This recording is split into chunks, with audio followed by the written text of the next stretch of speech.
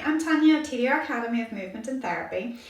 Hopefully you've watched the previous videos with regards to the radial nerve upper limb tension test, that self-management test that you've done to let you know whether there is potential irritation in your radial nerve.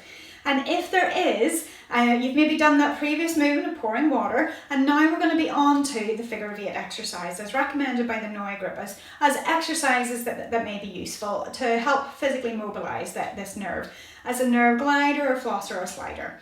So this movement, the movement of taking it through internal rotation, again, it's just kind of a loose hanging arm. Whether you're leaning on a leg, whether you're leaning on a chair, whether you just bent a little bit through the knees, and you're going to take this arm through a figure of 8. So you're rolling internal and external rotation, just moving it across.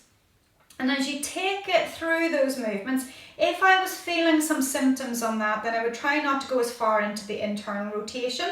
So maybe try to just do it a little bit less. But if you're able, we want to try to encourage, almost like you're kind of pushing water each direction. But you're trying to encourage that movement through the shoulder and through that rotational axis. So around about 10 of those, one side and the other, building up to a number of 20 again, as long as you're keeping it symptom free. Hopefully this is helpful. But again, with the previous movements and with the next video as well, then hopefully that's going to give you some more information to play with to get some results.